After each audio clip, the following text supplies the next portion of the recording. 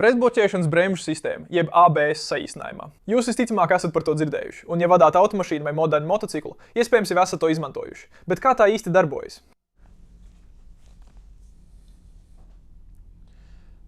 Kā? Pretbloķēšanas bremzes. ABS izmanto riteņa ātruma sensors, lai noteiktu, vai viens vai vairāk riteņi mēģina nobloķēties bremzēšanas laikā. Ja kāds ritenis mēģina nobloķēties, hidraulisko vārstu sistēma ierobežo vai samazina bremzēšanas spēku šim ritenim. Tas novērš izslīdēšanu un ļauj saglabāt stūrēšanas kontroli. Izskatās pietiekami vienkārši.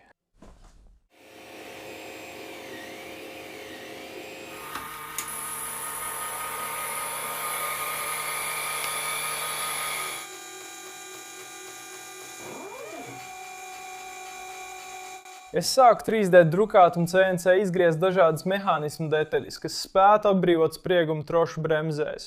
Izvēlējos trošu bremzes, jo negribēju ķēpāties ar hidrauliskajām bremzēm savām jaunākajām paštaisītajiem elektriskajiem velosipēdam. Turklāt velosipēdam, uz kuru vēlos to izmēģināt, ir šaurākas šosejas riepas, cerībā, ka tām būs minimāli saķeri uz sliktām virsmām. Taču ilgi nebija jāgaida, līdz saskāros ar pirmo problēmu. Tātad šis ir ABS mehānisms, kas atbrīvo spriegumu bremžu trosē. Taču šim dizainam ir viens būtisks, viens liels trūkums. Soļu motors nav pietiekami spēcīgs.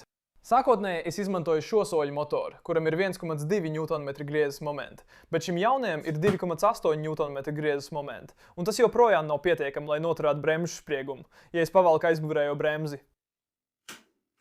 Tas zaudē soļus. Tāpēc man nāksies pārveidot visu šo mehānismu. Tad es pārveidoju mehānismu, lai dotu soļmotoram lielāku mehānisko pārsvaru, izmantojot dažādu garumu sviras. Tas nozīmē, ka motoram bija jāgriežās tālāk, bet tas arī pielika lielāku spēku, lai kompensētu spriegumu trosē, ko radīja mana roka. Tas arī nozīmē, ka reakcijas laiks būtu nedaudz ilgāks. Bet tas bija mazākais no manām raizēm, jo es neapzinājos, cik briesmīgas ir aploces bremzes pēc braukšanas pa slapju zāli. Es gribēju pārbaudīt sistēmu uz aizmugurējā riteņa, un vienīgais veids, kā man izdevās to nobloķēt, bija īslaicīgi pārvietot savu svaru uz augšu un uz priekšu, lai paceltu aizmugurējo riteni no zemes, kas bija diezgan tālu no ideāla.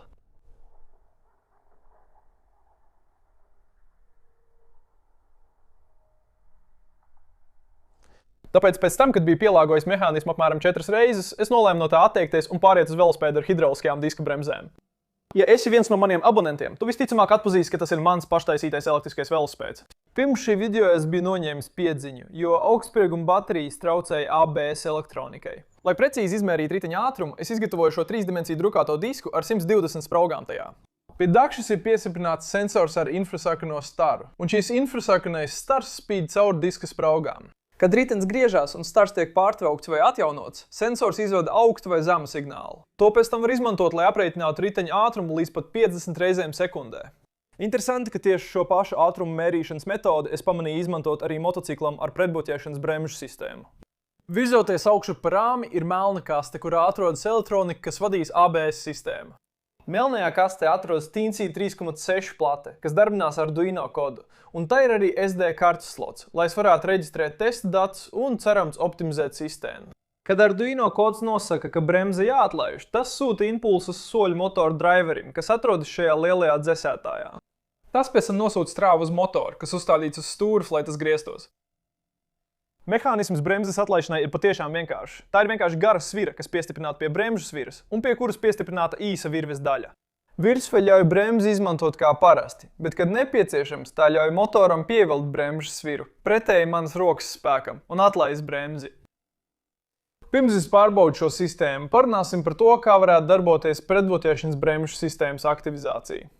Tātad jums ir transporta līdzeklis, kas pārvietojās ar nemainīgu ātrumu, un riteņa rotācijas ātrums ir tāds, ka riepas ārējā mala kustās atpakaļ ar tādu pašu ātrumu, ar kādu ceļš kustās attiecībā pret automašīnu. Kad tiek nospiestas bremzes, ja bēržas starp riepu un ceļu ir pārāk zema, riteņi sāks slīdēt. Bet kā ABS elektronika patiesībā to nosaka un zina, ka ritenis noteikti slīd?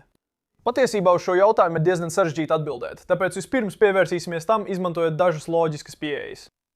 Sākotnējs novērojums būtu teikt, ka ritenis slīd tad, kad riteņa ātrums ir 0, kad ritenis pārstāja griezties.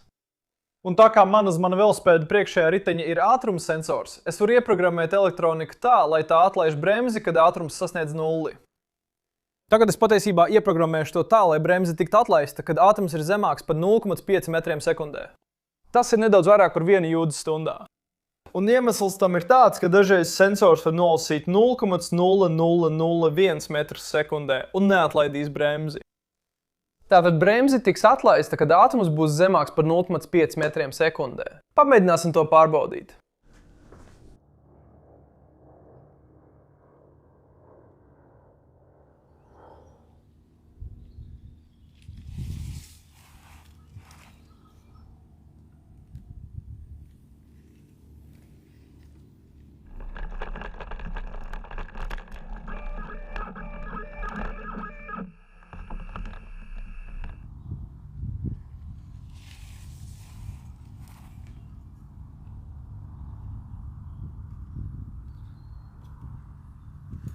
Labi, šie testi bija diezgan veiksmīgi. Tas pierāda, ka mehānisms spēja noņemt manas rokas radīto spiedienu uz bremzi un atkal likt ritenim griezties. Vienīgā problēma ir tā, ka tas bija ļoti lēni. Laiks no brīža, kad ritenis bija pilnībā nobloķēts, līdz brīdim, kad soju motors sāk atvilkt bremžas ir atpakaļ, bija apmēram 0,22 sekundes. Un kopējais laiks, cik ilgi ritenis bija nobloķēts, bija 0,45 sekundes. Tātad ritenis slīdēja gandrīz pusi sekundes. Runājot par mehānisko reakcijas laiku, kas ir laiks, kas nepieciešams motoram, lai pagrieztos un pavilktu sviru prom no manas rokas, to būs ļoti grūti uzlabot, nepalielinot manu budžetu vēl vairāk. Es jau esmu iegādājies 2 dažādus soļu motorus šim projektam, un nākamā motora ar lielāku griezes momentu iegāde izmaksās daudz vairāk nekā es vēlos tērēt šim projektam. Tāpēc es mēģināšu vairāk koncentrēties uz elektronisko reakcijas laiku. Soļu motors reaģē un pilnībā atlaiž bremzi, aptuveni 1/4 sekundē. Tātad, ja mēs varam samazināt šo elektronisko aizkavas laiku, tad cerams mums vajadzētu izdoties iegūt diezgan labu prebloķēšanas bremžu sistēmu. Tātad, kā mēs varam noteikt, ka ritenis grasās noslīdēt pirms tas patiesībā notiek? Paskatīsimies uz reģistrētajiem datiem. Šis grafiks parāda riteņa ātrumu laika gaitā, un mēs redzam, ka riteņa nobuķa ātrums strauji samazinās. Kad ātrums ir zem 0,5 metriem sekundē, bremze atbrīvojas. Pēc tam tas atkal pātrinās, lai atbilstu velosipēda ātrumam, un bremze atkal tiek aktivizēta, kad ātrums pārsniedz 0,5 metrus sekundē. Tātad, lai uzlabotu reakcijas laiku, mums ir jāiedarbina bremzes atbrīvošana tieši šajā punktā uz grafika. Paskatīsimies, vai riteņa palēninājuma attēlošana grafiski mums sniegs labāku norādi. Šis pātrinājuma grafiks parāda 3 skaidras ieplakas un virsotnes, kas attēlo brīžus, kad ritenis vai nu palēninās līdz slīdēšanai, vai arī pātrinās, lai atbilstu velosipēda ātrumam. Kā būtu, ja mēs iestatītu palēninājumu robežu, pie kuras bremze tiktu atlaista? Piemēram, ja ritenis palēninās ātrāk nekā -10 metri sekundē kvadrātā, bremze tiks atlaista.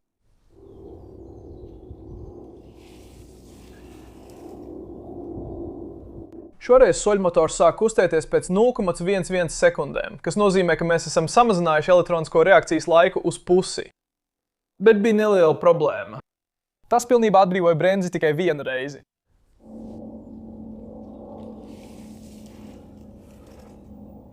Labi, šoreiz atbrīvojās 2 reizes, bet joprojām neatbrīvojās pēdējā slīdēšanas reizē. Varbūt 3. reize būs veiksmīga.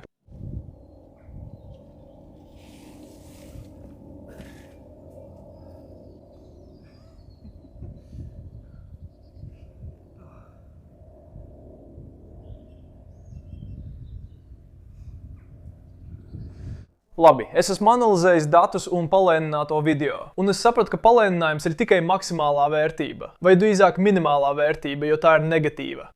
Bet būtībā tas nozīmē, ka bremze tiek atlaista tikai uz īsu brīdi. Tā netur bremzi vaļā, līdz riteņa ātrums atkal palielinās. Tiklīdz tiek konstatēts, ka palēninājums kļūst ļoti zems, sistēma vienkārši atlaiž bremzi un uzreiz to atkal ieslēdz. Un tas neļauj ritenim pietiekami ātri atgūt ātrumu, pirms bremze tiek atkārtot pielietota. To varētu labot, pievienojot nelielu aizkavi tam, cik ilgi bremze ir atlaista. Piemēram, bremzi varētu atlaist uz 4 sekundes. Lai bremze tiek atlaista, tad tiek pagaidīts, līdz ritenis atgūst ātrumu, un pēc tam bremze tiek atkārtot pielietota. Bet problēma ar šo ir tāda, ka dažos apstākļos bremze var vienkārši tikt atlaista uz 4 sekundes bez jebkāda iemesla. Un tas varētu palielināt velosipēda bremzēšanas ceļu. Tātad iespējams tagad jūs pārdomājat, cik vienkārši patiesībā ir pretbloķēšanas bremžu sistēmas. Un pirms es veicu pētījumu šim video, es pats domāju tieši tāpat. Pētījuma laikā es atradu daudz dažādu risinājumu, kā var noteikt, kad ritenis tūlīt sāks slīdēt, pirms tas patiesi notiek, bet lielākā daļa no tiem galu galā nonāk pie viena mainīgā, ko sauc par slīdes attiecību. Slīdes attiecība ir attiecības starp riteņa ātrumu un automašīnas kustības ātrumu uz priekšu. Ja ritenis neslīd un tam ir pilnīga saķere ar ceļu zem tā, tad slīdes attiecība būs 0. Ja riteņa ātrums ir 0, tas ir pilnībā nobloķēts un slīd pāri ceļam, tad slīdes attiecība ir 1. Tagad ideālā slīdes attiecība būs atkarīga no daudziem dažādiem faktoriem. Un ja jūs meklēsiet slip ratio Google, jūs visticamāk redzēsiet grafiku, kas izskatās šādi. Šis grafiks nozīmē, ka slīdes attiecībai var būt neliels diapazons, kurā ritenis faktiski var viesties nedaudz lēnāk nekā transporta līdzekļa kustības ātrums uz priekšu. Bet, ja tā iziet ārpus šī diapazona, kur riteņa ātrums ir daudz mazāks nekā transporta līdzekļa kustības ātrums uz priekšu, tad ritenis noteikti tuvojas apstāšanās brīdim un līdz ar to sāks slīdēt. Tātad tas izklausās diezgan vienkārši. Ja ritenis griežās lēnāk nekā velospēds kustās uz priekšu, tad man vienkārši jāatlaiž bremžu spiediens, un man vajadzētu spēt saglabāt kontroli. Bet, diemžēl, tas nav tik vienkārši, jo es nevaru viegli izmērīt velosipēda kustības ātrumu uz priekšu, ja ritenis slīd.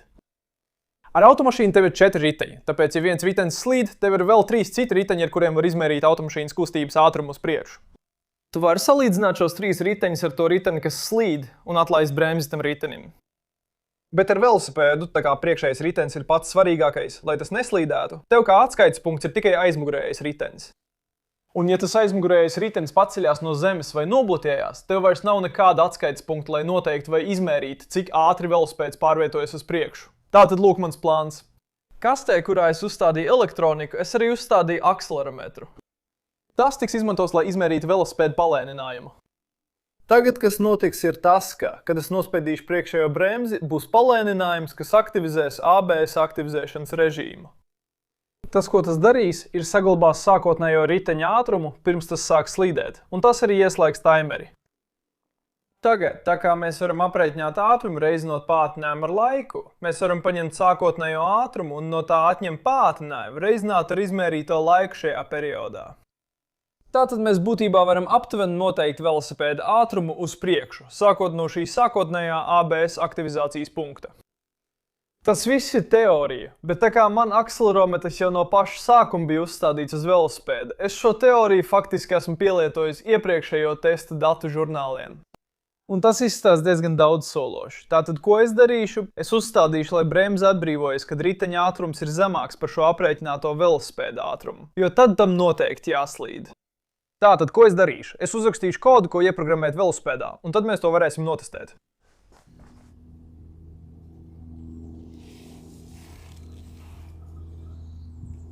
Man tas izskatījās diezgan labi. Pamēģināsim vēl dažus testus, lai pārbaudītu uzticamību.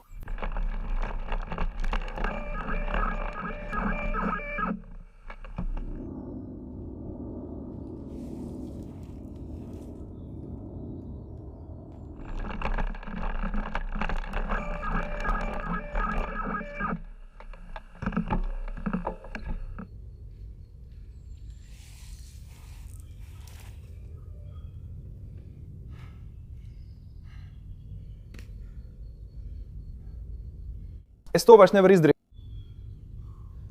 Labi, tātad tie bija 3 veiksmīgi testi pēc kārtas. Visi kontrolēti. Pārbaudīsim datus un palēnināto video. No 3 testiem, kas tika veikti izmantojot bremžu atlaišanu, ko iedarbina slīdes attiecība, vidējais laiks no brīža, kad ritenis apstājās, līdz motors sāk kustēties, bija 0,083 sekundes, bet pilnīgi riteņa bloķēšanas līdz atlaišanas laiks bija 0,311 sekundes. Tas nozīmē, ka šī uz akselerometra aplēsto slīdes attiecību balstītā vadības sistēma ir aptuveni 30% ātrāka nekā sistēma, kas tiek aktivizēta pie 0 ātruma.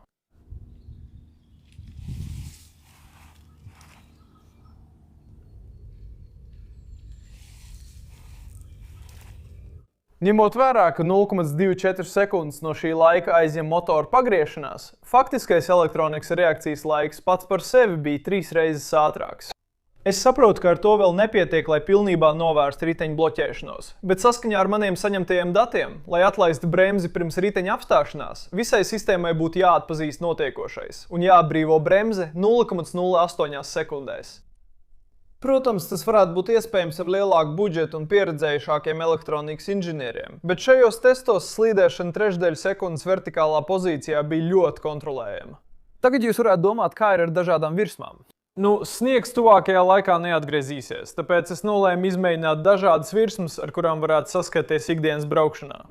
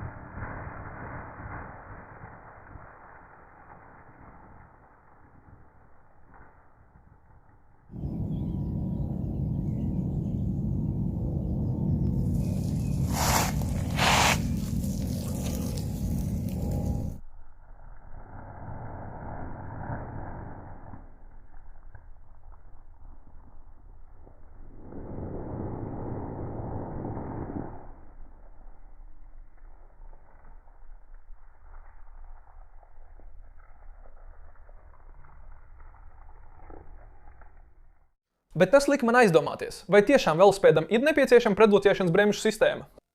Patiesībā es neatceros, kad pēdējo reizi esmu nokritis no velospēda tikai bremzēšanas dēļ. Protams, neskaitot šajā video veiktos testus.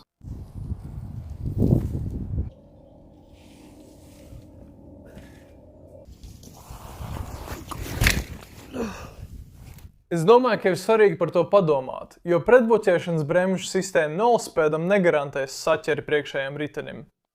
Piemēram, ja jūs pagriezienā braucat pārāk ātri un esat spiests pārāk stipri noliekties uz nepārāk labas kvalitātes seguma, priekšējais ritens joprojām var zaudēt saķeļu un ABS neko nevarēs darīt, lai jūs izglābtu.